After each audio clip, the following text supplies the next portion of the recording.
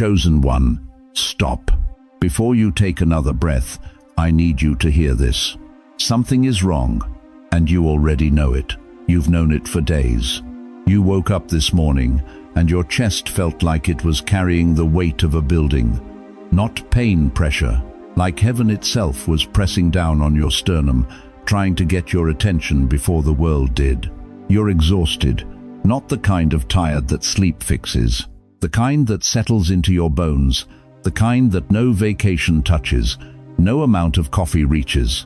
You've been drifting from the things that once felt like home. Your old routines feel hollow. Your prayers feel like they're climbing walls that weren't there before. And deep in the quiet, there's a trembling, small, unnamed, like standing on a platform, feeling the ground vibrate. Before you can see the train, listen to me.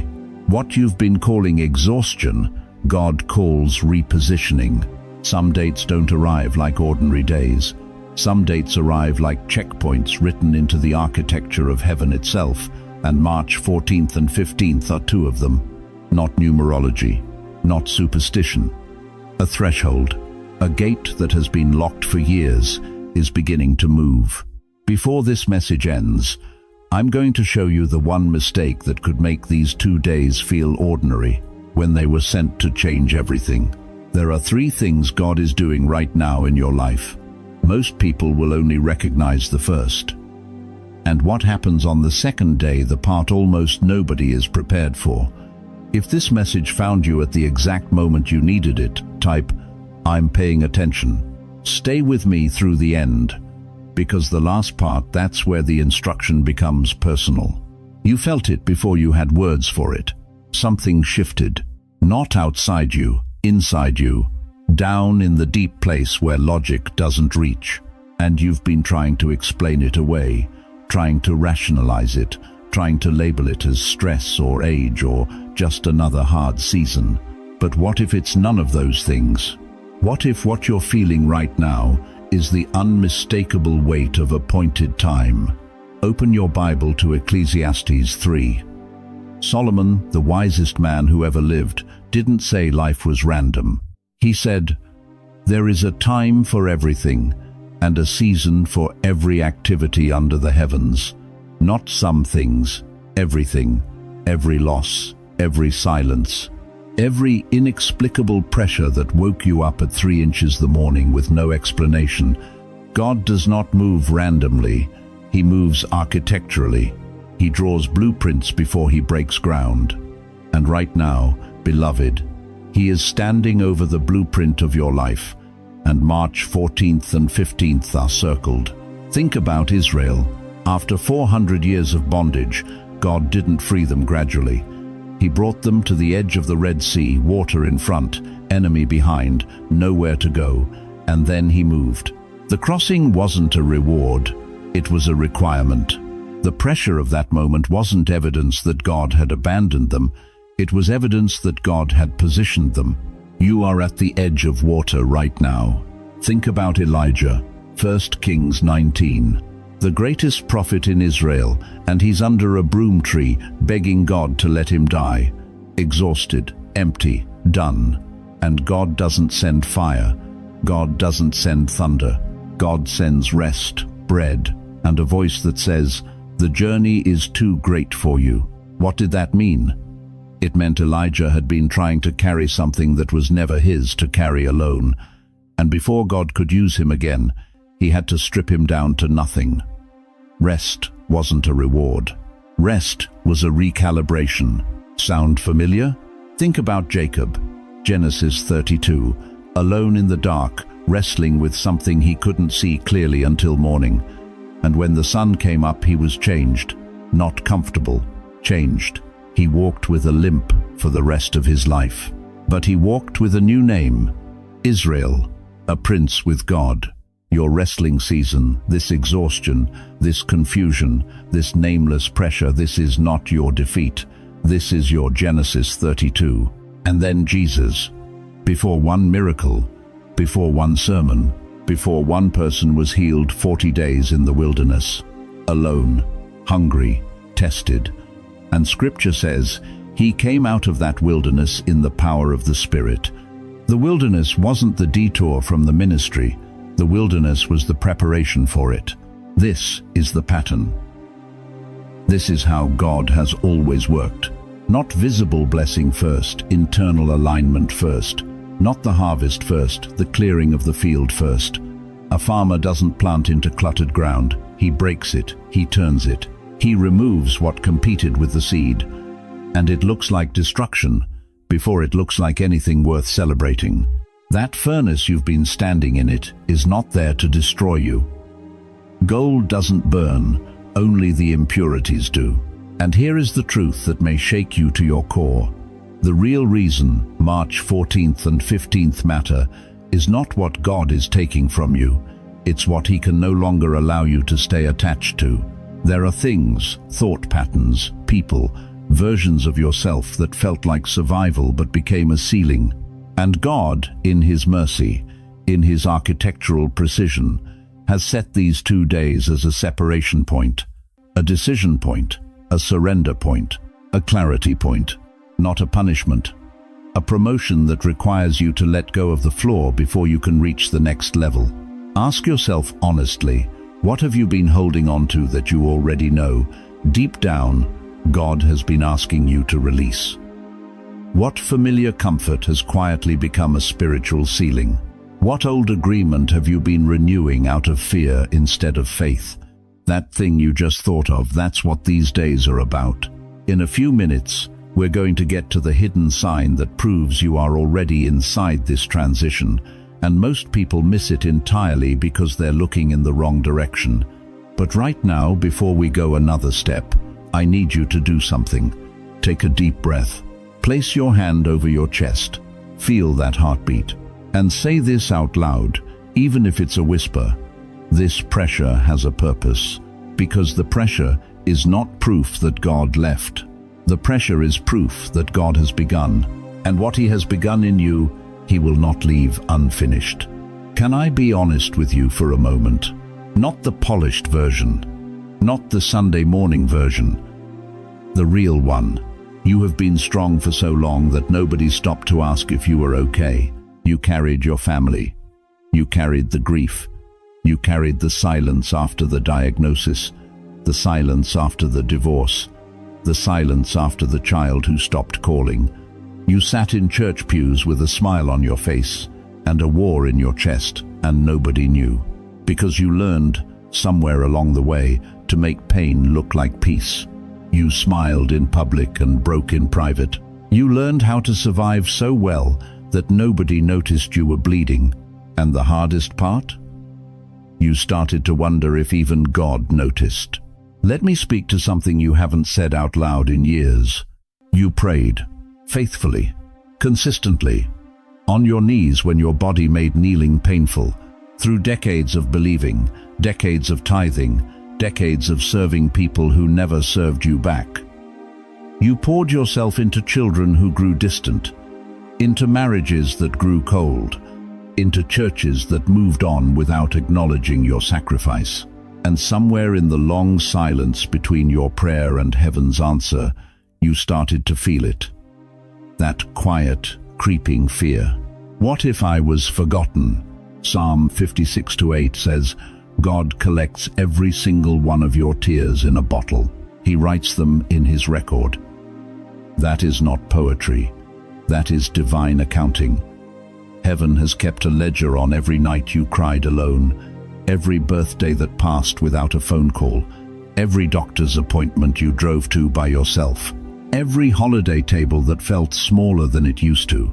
Not one tear was wasted, not one prayer dissolved into nothing. But here is what I need you to sit with, because this is where most people stop too soon. You didn't just experience disappointment. You experienced dismantling. Think about a house before renovation begins. The walls groan. Dust falls from the ceiling. What looked stable begins to crack, and to anyone walking by it looks like destruction. But the architect knows exactly what he is doing. Some of what left your life in these last few years was not abandonment. It was excavation. God was not removing blessings from you. He was removing agreements, silent contracts you made with smallness, with suffering, with ceilings that were never meant to be permanent. And yet, there is one reason some of your old relationships have felt different recently. One reason certain doors that used to open now stay shut. One reason the life you carefully built feels like it is shifting beneath your feet. What has been leaving your life may not be loss in the way you thought. Here is the truth that will either set you free or shake you to your core. Some of what broke your heart was actually breaking your agreement with what was below your calling. Read that again. The betrayal that devastated you may have been God's way of severing a tie that would have anchored you to the wrong decade of your life. The friendship that faded may have been a frequency that could not follow you where heaven was taking you. The door that slammed may have been God's hand, not your enemy's. Job 23:10. But he knows the way that I take. When he has tested me, I shall come forth as gold. Not silver, not bronze, gold. Gold does not become gold without fire. And fire does not feel like blessing when you are standing inside it. You are not behind. You are not forgotten. You are not too old, too tired, too broken, or too late. You are a winter branch that looks bare, looks finished, looks like the season passed it by. But underneath that bark, life is still moving, roots still reaching, something still rising, even when you cannot see it from the outside. The scar tissue on your heart, it remembers every wound. But scar tissue is also the strongest tissue the human body produces. You were not weakened by what you survived. You were reinforced. And March 14th and 15th are not arriving into the life of someone who gave up. They are arriving into the life of someone who stayed. If you've been carrying more than people know type right now, God sees me, because He does. He always did. And what He has been preparing in the silence of your suffering is about to make the waiting make sense. Stay with me, because in the next part of this message I am going to show you exactly what God is unlocking in these 2 specific days, and why the timing of this message in your hands on this day is not coincidence. It is appointment. Now that you're still here, I need you to understand something. What you've been feeling isn't random. It isn't a breakdown. It isn't your age catching up with you. What you are experiencing right now has structure. It has purpose. And once I show you these 3 layers, you will never look at this season of your life the same way again.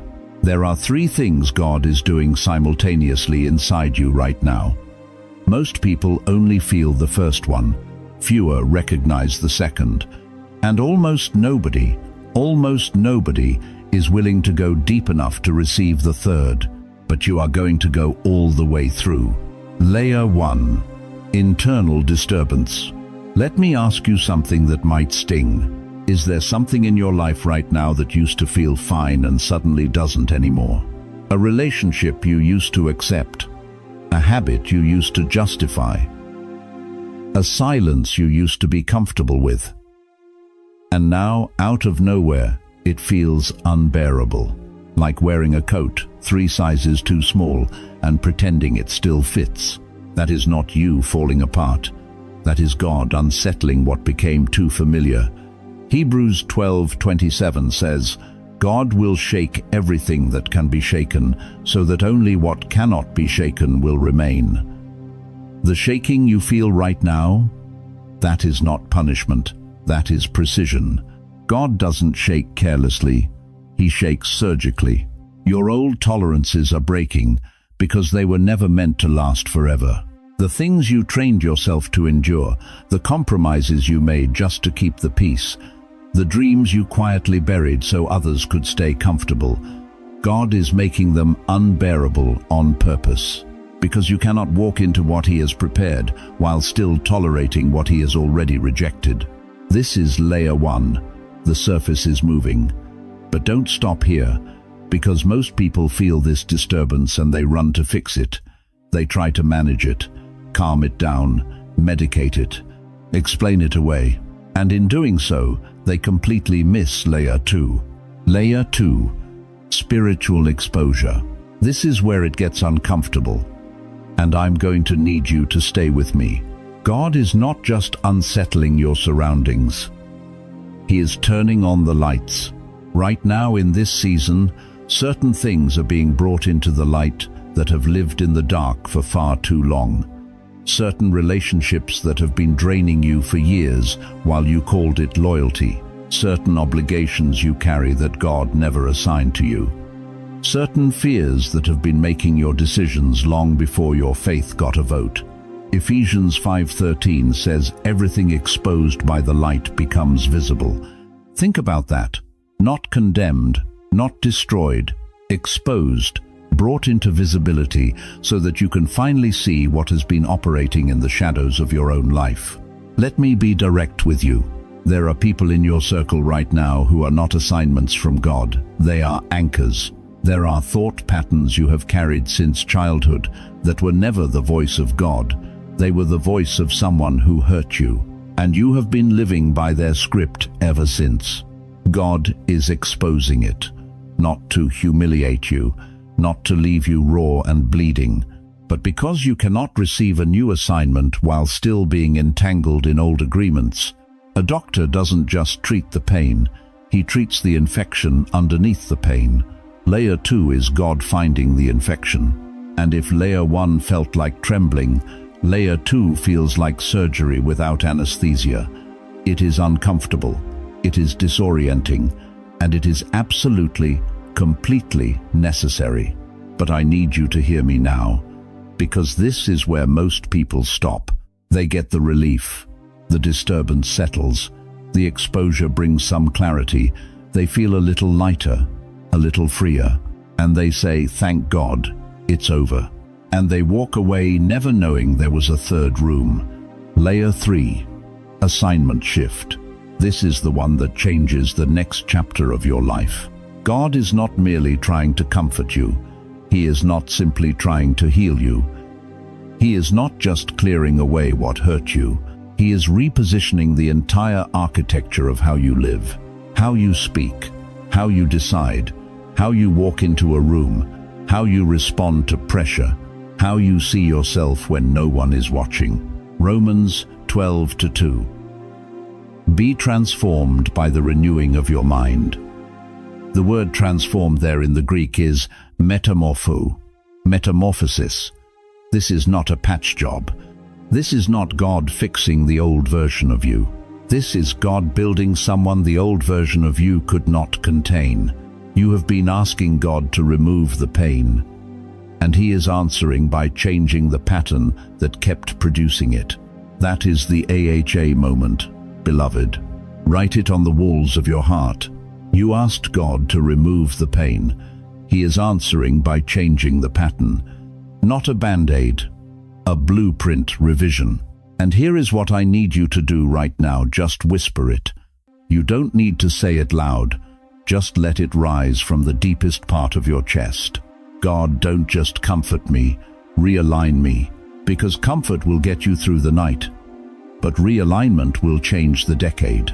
And in the next section, I'm going to show you exactly why the thing you keep trying to save may be the very thing God is trying to close. The thing you've been fighting to hold on to, it may be the door He is waiting for you to release. Stay with me, because what comes next is where your March 14th instruction begins. You're still here. Good, because what I'm about to tell you most people won't say out loud. March 14th is not going to feel like a blessing at first. It's going to feel like loss. And if you don't understand why, you will misread everything God is doing on that day, and you will fight the very hand that is trying to free you. So lean in, because this is the part that changes everything. There's a reason surgeons cut before they heal. There's a reason you feel the sting before the wound closes. The scalpel isn't the enemy, the infection underneath is. And on March 14th, God is not arriving with comfort first. He is arriving with clarity. And clarity, beloved, clarity cuts. Here's what the day may actually look like for you. You might wake up to an unusual stillness, not peace stillness, the kind that feels too quiet, too heavy, like the air before a storm rolls in from the coast and everything goes silent and even the birds stop singing. You'll want to fill it with noise. Don't. A memory may surface, sharp, specific, something you thought you'd buried years ago, a relationship, a role, a version of yourself you used to perform for people who needed you to stay small. That memory isn't random. God is putting his finger on something that still has a hold on you. You may feel irritable, restless, a deep, bone-level fatigue with no logical cause, a strong pull to withdraw from everything and everyone. Don't panic. Don't call it depression. Don't call it spiritual attack. Call it what it actually is: detachment. God is pulling roots out of hard soil on March 14th. And if you've ever pulled weeds from ground that hasn't seen rain, you know it doesn't come out clean. It tears, it resists, it leaves a mark. That's not destruction. That's agriculture. That's God preparing the ground of your soul for what he is about to plant. Now let me ask you something that might sting a little. How much of your peace right now is real peace, and how much of it is the peace of never being challenged? How much of your comfort is genuine rest, and how much of it is the comfort of never confronting what God keeps bringing back to your attention? There is such a thing as false peace. Proverbs 14:12 doesn't sugarcoat it. There is a way that appears to be right, but in the end, it leads to death. You can build an entire life on top of a false narrative, and it will feel solid. It will feel stable, until God touches it. And on March 14th, he is going to touch it. Some of you have been carrying roles that were never yours to begin with.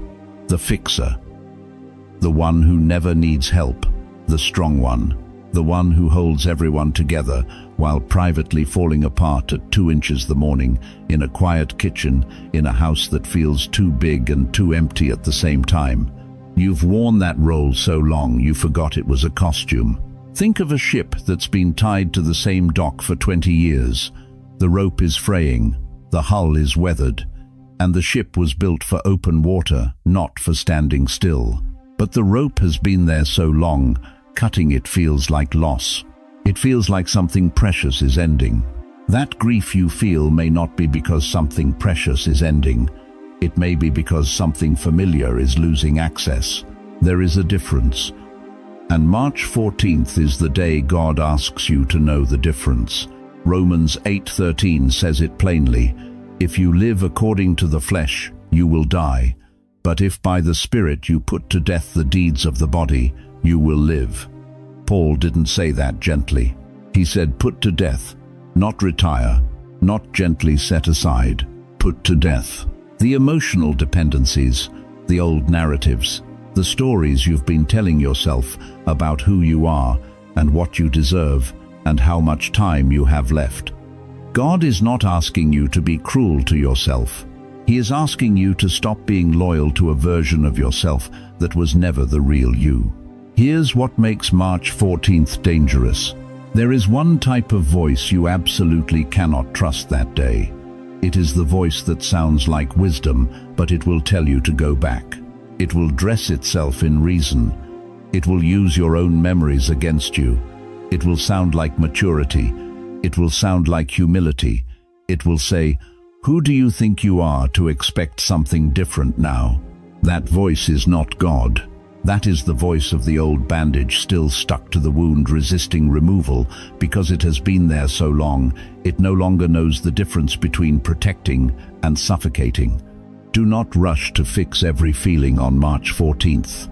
Let God show you what the feeling belongs to, because what you are feeling on that day is not the end of your story.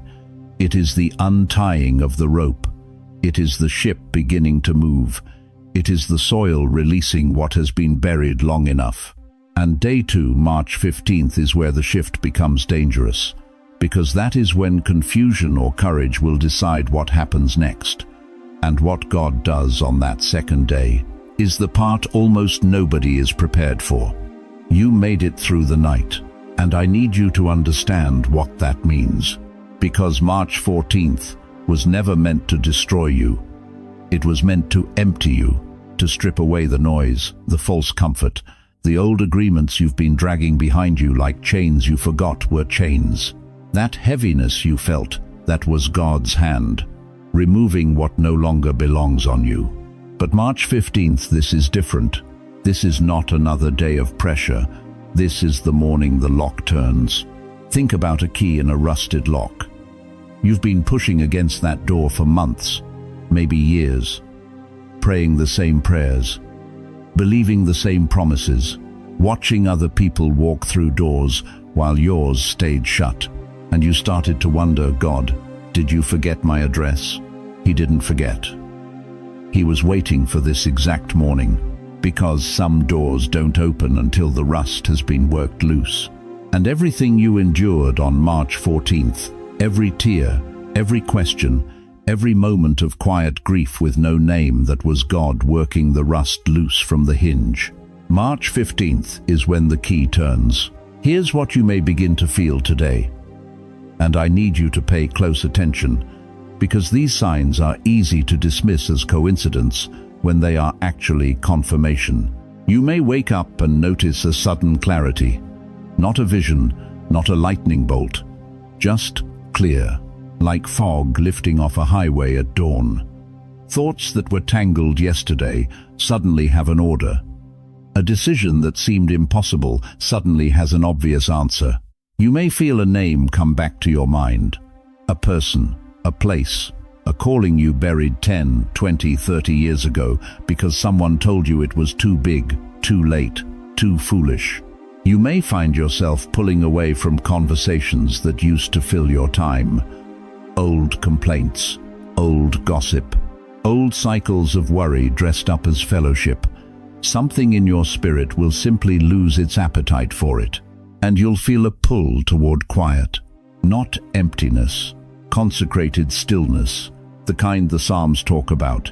Be still and know that I am God. Psalm 46 verse 10. Release what you've been white-knuckling in fear. March 15th is God saying, let go of your grip. But here's where I have to warn you, and I need you to lean in close right now.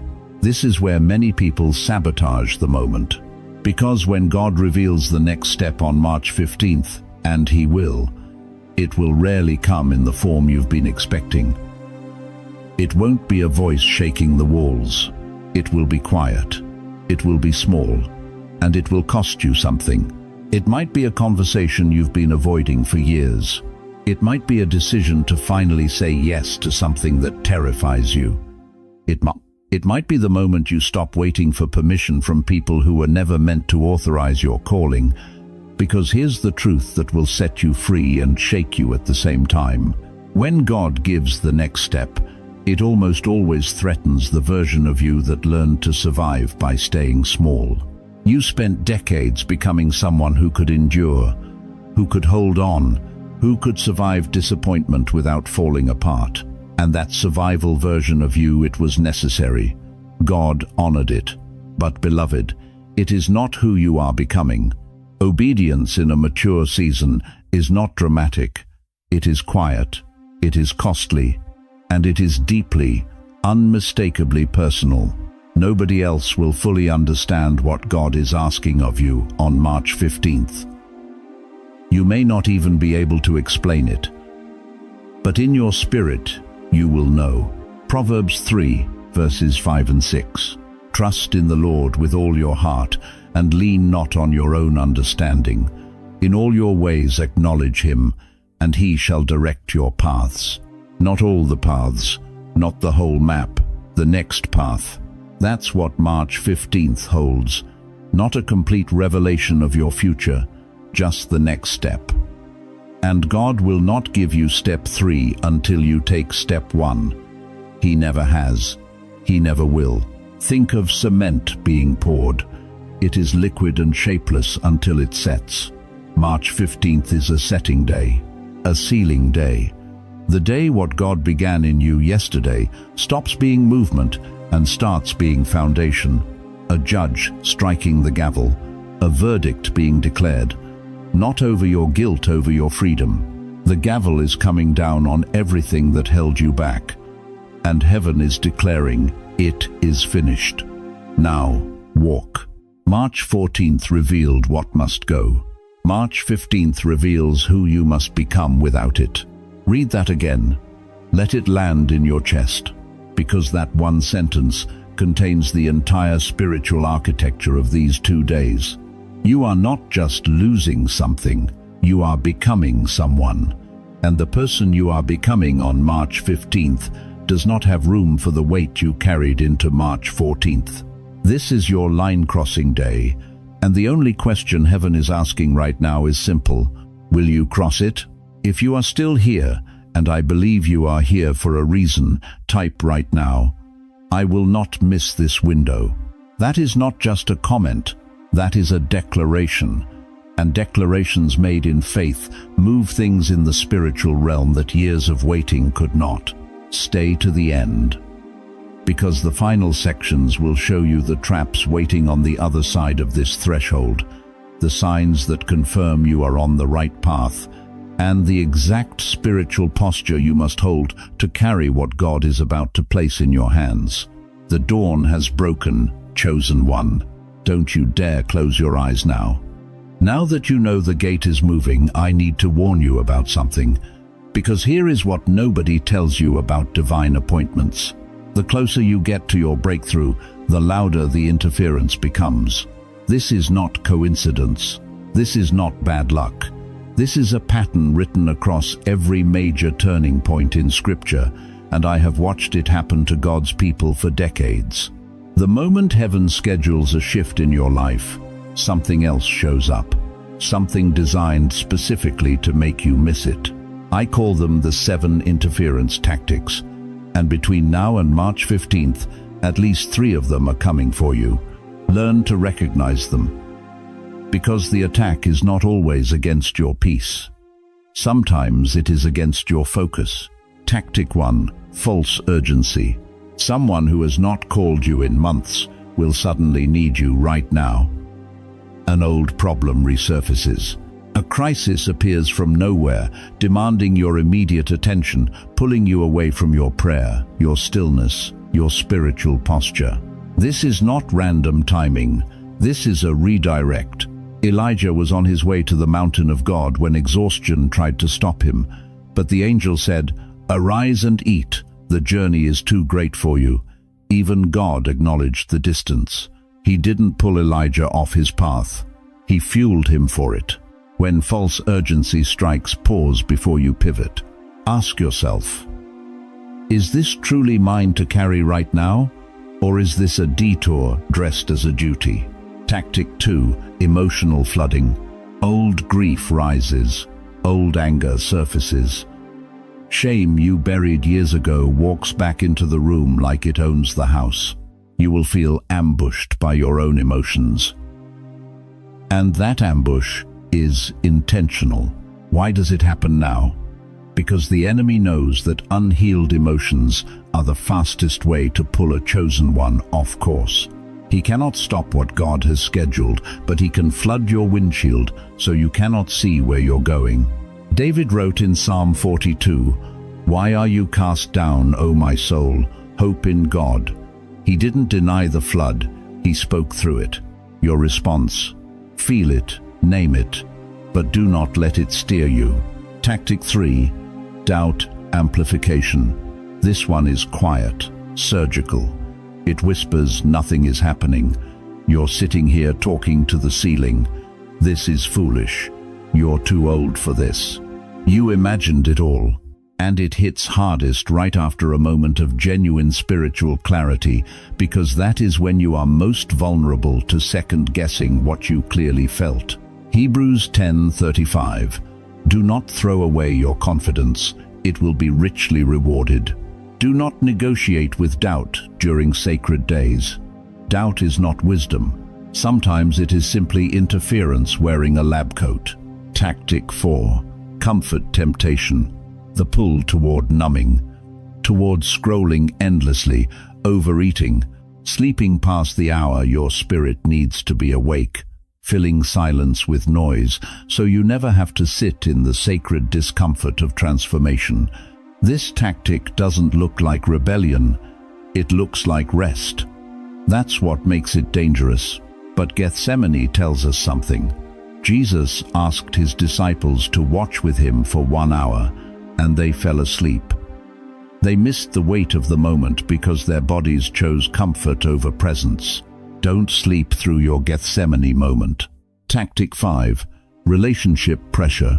Someone in your life, someone close, will try to pull you back into the old version of yourself. They will question your seriousness. They will mock your stillness.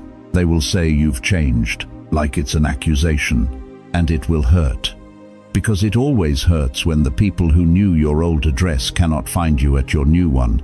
But remember, when Jesus began walking in his calling, even his own family thought he had lost his mind. Mark 3:21. This is not new. This is ancient. You are not obligated to shrink back to fit a frame that heaven has already outgrown. Tactic 6. Mental fog. Suddenly, right when clarity matters most, you cannot think straight. You forget what you were praying about. Your thoughts scatter. You feel strangely disconnected from the very spiritual sharpness you had just hours before. Think of it like static over a radio signal. The transmission hasn't stopped. The frequency hasn't changed. Something is just jamming the signal. This is the moment to speak the word out loud. Not in your head out loud. Isaiah 26:3. You will keep in perfect peace those whose minds are stayed on you. Anchor your mind to something unmovable. The fog cannot survive the spoken word. Tactic 7. Fear of visibility. This is the most dangerous one. And it is the one that looks holy, sounds wise, and still causes people to miss their moment. God begins to call you into honesty, into courage, into stepping forward in some area of your life where you have been hiding. And fear says, who are you to be seen? Who are you to speak? Stay small, stay safe, stay invisible. But beloved, a lamp was never made to go under a bowl. Matthew 5:15. Fear of visibility is not humility. It is disobedience wearing humility's clothing. Do not make major fear-based decisions in the middle of spiritual interference. These 7 tactics are not signs that God has abandoned the plan. They are signs that the plan is working and something knows it. There is a reason smoke alarms go off loudest right before the surgery is complete. There is a reason the noise outside the delivery room peaks right before the child is born. The chaos around you is not evidence that heaven went quiet. It is evidence that heaven is close. Comment below. I choose focus over fear, because in the next section, we are going to talk about the sign that proves beyond any doubt that you are not being abandoned. You are being repositioned. You felt it in that first section, that pressure, that unnamed trembling. And now I need to tell you something that is going to shift everything you thought you understood about this season you're in. What is happening to you right now, it is not falling apart. It is a falling into place. But it doesn't feel that way, does it? Because repositioning never announces itself with celebration. It announces itself with confusion, with loss, with the terrifying sensation that the life you knew is quietly being dismantled and nobody around you seems to notice. So let me do something that nobody has done for you in a long time. Let me name what you've been living through. Here are the signs. The first sign: old places feel spiritually dry. Places you used to draw life from, that church pew you've sat in for 20 years, that prayer group, that routine, they feel hollow now. Like trying to drink from a well that's been emptied. You wonder if something's wrong with you. Nothing is wrong with you. God drained the well so you'd stop settling there. The second sign, your tolerance for shallow conversation, is disappearing. Small talk feels like sandpaper on your soul. People ask how you're doing, and you almost can't answer, because the real answer is too large for a Tuesday afternoon. That's not coldness, that's depth. God is pulling you out of the shallow end. The third sign, you feel an unusual pull towards silence, towards scripture, towards sitting still in a room with nothing but the word and the quiet. Romans 10:17. Faith comes by hearing. When God is about to speak something new over your life, He first makes you hungry for His voice. The fourth sign, old names are surfacing. Old memories, unfinished matters you buried years ago are knocking again. That relationship, that calling you walked away from, that promise you stopped believing. They're not haunting you. God is asking you to settle the ledger before He opens the next chapter. The fifth sign, your body wants rest more than noise. You used to fill every hour. Now silence doesn't scare you, the noise does. Beloved, that is not age, that is wisdom. God is quieting your exterior so He can speak to your interior. The sixth sign, a burden lifts when you tell the truth. When you finally say the real thing to God, to yourself, to someone you trust, you feel something leave your chest.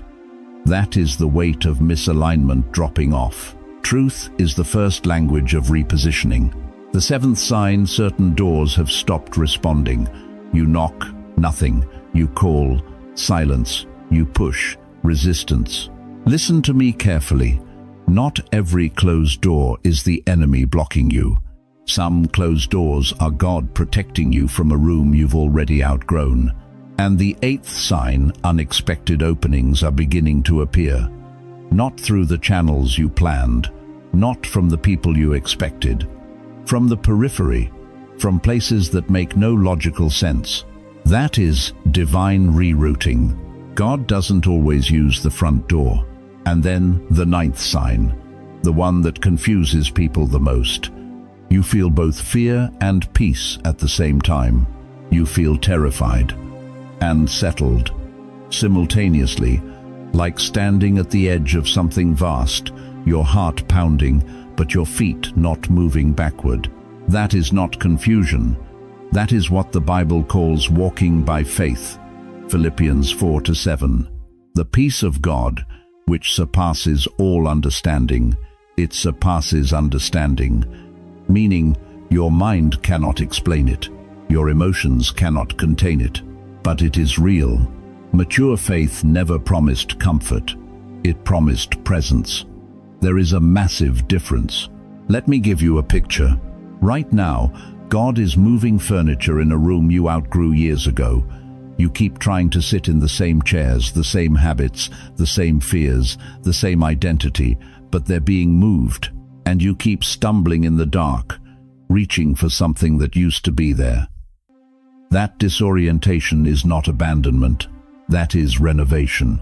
A compass doesn't reset to true north gently. It swings, it overcorrects, it trembles before it locks. But when it locks, you know exactly where you are. You are the compass. And right now, you are swinging. Jesus warned us in Matthew 9:17, "New wine cannot be put into old wineskins, not because the wine is wrong, but because the old skin cannot hold what God is pouring. The skin stretches, it strains, it feels like it might tear. That tension you feel, that is new wine expanding in you. And here is the word that is going to land in your chest like fire. When your old life stops fitting, it is not always punishment. Sometimes it is proof of growth. You didn't shrink, you expanded. And expansion always feels like loss before it feels like freedom. Now we come to the question that decides whether these days become just emotional or truly transformational. Because recognition is not enough. Response is everything. Knowing the signs won't change your life. But what you do with the next 48 hours beginning March 14th, that will. So, right now, quietly, not out loud if you don't want to ask the Lord this question. What are you removing access to in me? Not what is He removing from your circumstances. What is he removing from inside you? The fear, the old agreement, the identity you've been hiding behind, the version of yourself you've been protecting because change feels like dying. It does feel like dying, because it is. But only what was never truly alive will not survive what's coming. And what God is building in you through this pressure, through this repositioning, through these very days, is something that cannot be shaken. Hold that question in your spirit, because what comes next will show you exactly what to do with the answer.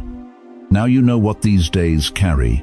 The question is no longer what is happening. The question is, what are you going to do about it? Because revelation without response is just information. And God didn't interrupt your life with a sacred window just so you could nod, close this video, and go back to the same patterns that have been slowly draining the life out of you. This is the part where most people fail. Not because they don't believe, but because they wait for a feeling dramatic enough to deserve action.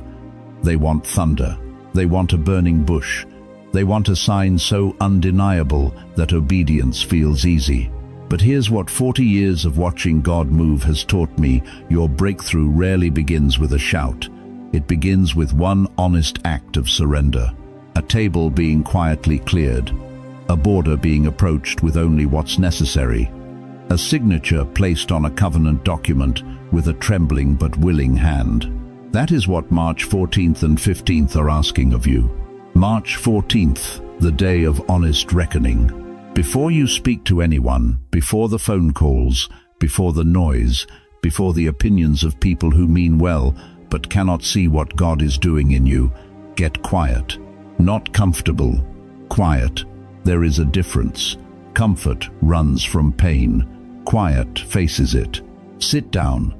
Take out a piece of paper, yes, actual paper, and write down everything that feels heavy, everything that feels false, everything that is draining the life from you but you keep carrying because letting it go feels like losing. Write down the relationship that costs you more than it gives. The version of yourself you perform for people who never really asked how you are. The unforgiveness you've been calling wisdom. The fear you've been calling caution. Don't chase comfort first. Seek clarity first. Then ask God one question, just one, and mean it with everything you have. Lord, what cannot come with me? Proverbs 4:23 says, guard your heart above all else, for it determines the course of your life. Not your resume, not your reputation, your heart. And right now, some things living in your heart were never given clearance by heaven to be there. March 14th is a day of honest inventory. Not performance, not spiritual dramatics. Just you, God, and the truth you've been circling for months. And here is your instruction for the rest of that day. Refuse every reactive decision. If someone provokes you, don't respond. If an old door cracks open, don't rush through it. If confusion rises, don't solve it with noise. Protect the atmosphere of this day like it is sacred ground, because it is. Limit the voices. Stay near peace. Stay near prayer. Stay near stillness.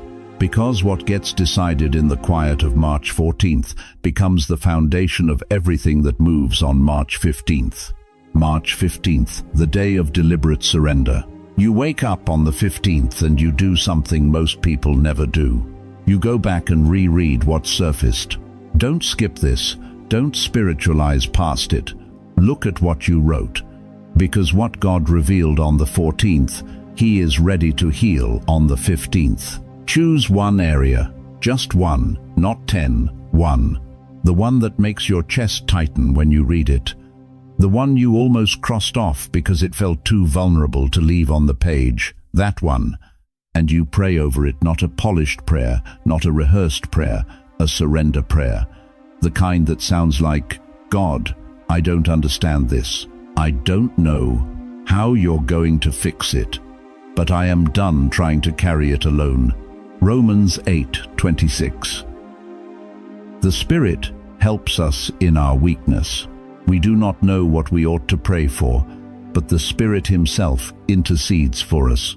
You don't have to have the words, you just have to have the willingness. Then, and this is critical, obey the first clear thing God tells you, not the complicated thing, not the thing that requires a 5-year plan. The first thing, however small it seems. Make the call you've been avoiding, write the letter, ask for forgiveness, extend it, take the step. Lay down the need to understand everything before you move. That last part, write it on your heart. Lay down the need to understand everything before you move. Faith has never required full comprehension.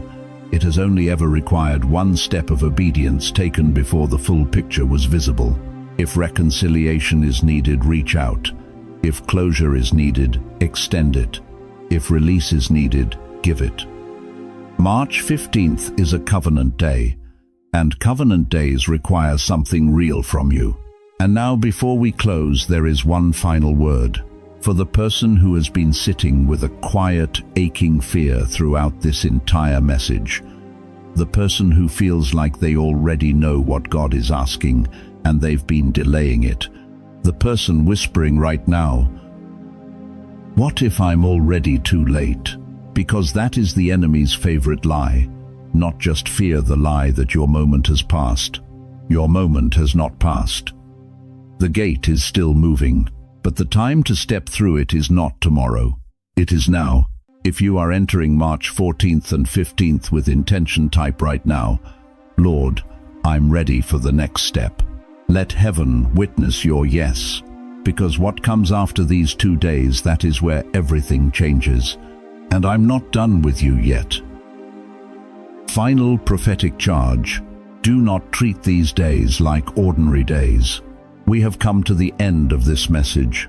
But before I release you, I need you to understand something that most people will miss the moment they close this video. The mistake. The one I promised you at the beginning. The mistake that makes March 14th and 15th feel like just another Tuesday is spiritual numbness. It is not doubt. It is not sin. It is the slow, quiet decision to stop paying attention, to keep scrolling, to nod at sacred things and feel nothing, to let heaven knock and tell yourself, "I'll answer that later." Later is the enemy of alignment. God is not angry with you. He is moving. And there is a profound difference between a God who is punishing you into stillness and a God who is pulling you toward purpose. These 2 days are not a threat. They are an invitation. And invitations expire. The deeper layer, most people miss the thing beneath the shift you've been feeling, is not just emotional. It is not just spiritual restlessness. It is an assignment shift. God is not simply changing how you feel. He is changing what you are called to carry. The weight you've been sensing is not burden. It is transfer. New territory being placed in your hands before you even know the name of the land. And here is the sign that repositioning is real. Your old life stops fitting. The conversations that used to satisfy you feel thin. The places you used to run to for comfort offer nothing. What you once called home suddenly feels like a costume you've outgrown. That is not loss. That is evidence. So I am speaking directly to you now. Do not shrink in these 2 days. Do not numb yourself with noise and busyness and the 10,000 distractions this world offers at every waking hour. Do not return to what God has already exposed in you. And do not call it confusion when heaven is making you choose. Joshua 24-15. Joshua didn't preach it softly. He stood before an entire nation and said, "Choose this day whom you will serve, not next week, not when life settles down. This day." March 14th and 15th are your this day. And now I want to speak to someone specifically. You have been walking this earth for a long time, 70 years, 80, maybe more. And somewhere along the way, someone or life itself quietly convinced you that your chapter was winding down, that the significant moments had already passed, that God's fresh movements were for the young, the loud, the visible, I need you to hear me the way heaven intends this. It is not too late. Moses was 80 years old, standing before a burning bush. 80. And God looked at him and said, I have a mission that only you can carry. Anna was 84 years old when she recognized the Messiah in the temple, while others walked past without seeing a thing. Caleb was 85 when he looked at a mountain and said, Give it to me. Not give me rest, give me the mountain. Age does not disqualify spiritual assignment. In God's economy, long seasons of silence are not evidence of absence. They are evidence of preparation. And some of the most devastating, most glorious divine movements come after the longest silences. The candle you've been carrying through the long night, it is still burning. You are not standing at the end of yourself. You are standing at the edge of the version of you that could finally walk with greater clarity, courage, and surrender than you have ever known before. That version has been waiting, and March 14th is the gate now fully open. Then let me pray over you. Right now, in this moment, Father, you see this one, exactly where they are. You know the weight they carried into this message. You know the questions they haven't spoken aloud. You know what broke them and what built them and what they are still afraid to believe about themselves. Release clarity now. Let the fog lift. Let the next step become visible, not the whole staircase, just the next step. Release courage that is not the absence of fear, but the authority to move through it. Release them from the interference that has been whispering, You've missed it. It's too late. You're not enough. Silence every voice that is not yours. Cover these 2 days. Cover March 14th. Cover March 15th. Let nothing that is meant for them be stolen by distraction or numbness or fear. And release peace, not the peace that waits for circumstances to change, but the peace that stands unshakable while the gate is still moving. In the name of Jesus. Amen. Chosen one, the watchman has finished the warning. The orders have been given. What happens next is entirely determined by one thing, not the sensation you felt during this message, but your response after it ends. If you receive this word, comment right now, March 14-15 will not be ordinary for me. If someone came to your mind during this message, someone heavy, confused, spiritually pressed, share this with them today. You may be the reason they don't miss their gate. And if you want messages that don't just inspire you but prepare you, subscribe. Because what is coming after March 15th will require everything you've just received. The gate is open. Walk through it.